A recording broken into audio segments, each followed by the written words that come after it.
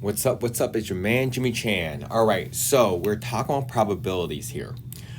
One is theoretical, and the other one is empirical.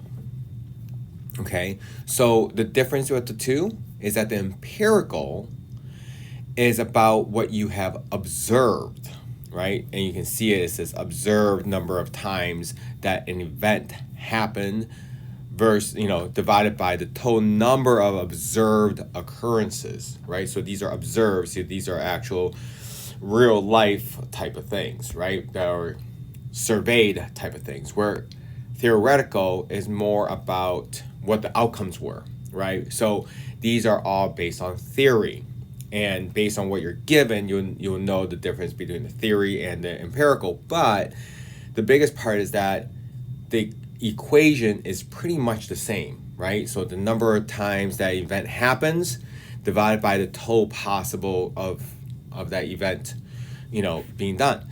So the same, it's both the same. All right. So let's go ahead and head into some examples here. So let's say, for example,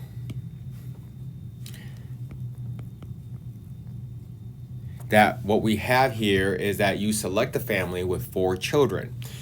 If M represents a male child and F a female child, the set of equally likely outcomes for children's gender are as follows, right? So you see that there is going to be 1, 2, 3, 4, 5, 6, 7, 8, 9, 10, 11, 12, 13, 14, 15, 16 possible outcomes. Okay, so there's 16 possible outcomes. And as we look at these 16 of them, so these are all the possible outcomes, it wants me to find the probability of selecting a family with exactly 0 males. So out of those 16, there's only one possibility that contains 0 males, right? So therefore, we can only see one out of the 16 possible outcomes. So that would be my probability. Okay? Now, don't forget, all of these probabilities don't go above 1. Okay? So if it's a 1, it's like 100% of the time. Everything else is going to be less than 100% of the time. So if 1 is 100% of the time, that means everything else will be less than 1, which is going to be a decimal, okay? So there you go, 1 out of 16 times, okay? Which is obviously going to be very much a decimal. So the expectation is always going to be to put in a fraction unless it asks for a decimal, right? Now, if it doesn't convert to a fraction, just leave it as a decimal, okay? All right, next example. A single die, so die is a plural, it's this dice is the plural version of die, right? So you have 1 die or 2 dice. So a single die is rolled twice. So you roll it, you pick it back up, you roll it again.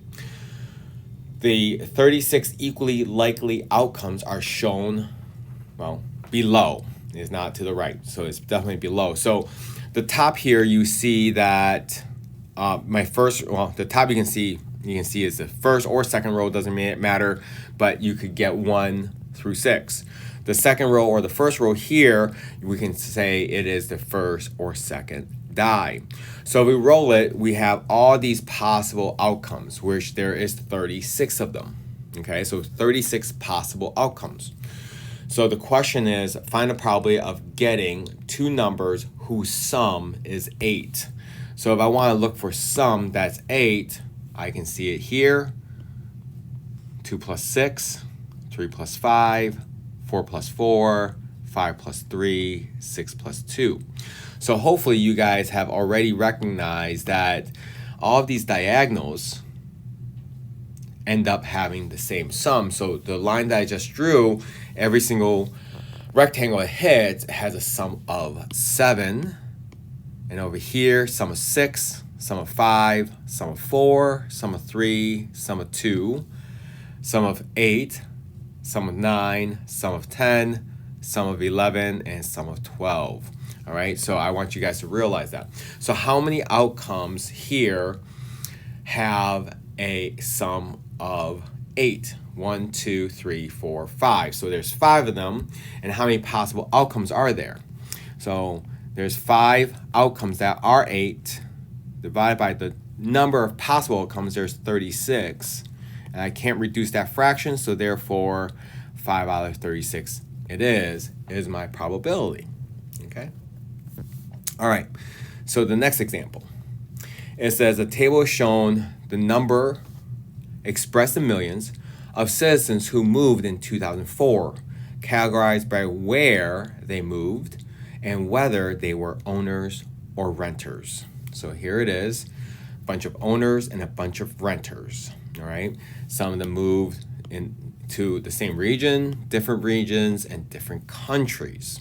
All right, so as we look at this, it says find the probability expressed as a decimal rounded to the nearest hundredth. So again, this one wants decimal, that a random selected citizen who moved in 2004 was a renter. Okay, so it doesn't matter if it's the same region, or different country. He just wants us to know if it's a renter. So the question is, how many total people are here, right? So total possible number of people, right? So you could just add them all together, right? So total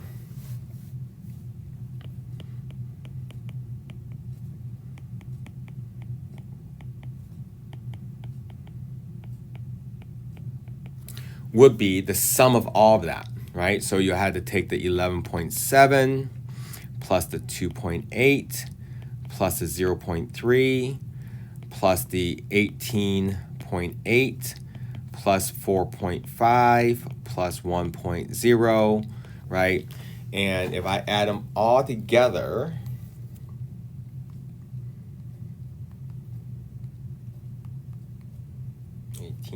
.8 plus 4.5 plus the 1, I get 39.1 million. Let me double check that. 11.7 plus 2.8 plus 0.3 plus 18.8 plus 4.5 plus 1. Yep, 39.1. So this is the total number of people. Well, what is the total number of renters, right? Actually, let's do this, guys. Let's go ahead and bring this over here a little bit so that I can put this right next to it. All right, there we go. So total number of renters. Well, the total number of renters would be just the 18, actually, I can just do this. Just these people here. All right? And what is that going to give me? So let's check. So 18.8 plus the 4.5 plus the 1. That gives me 24.3. So when I want to find the probability of the random selected citizen who moved in 2004 was a renter, you would take the number of renters, right, that you see, which is 24.3, and divide it by the total number of people that were observed or seen, right, which is 39.1 million. So when I take that 24.3 and divide it by 39.1, I get approximately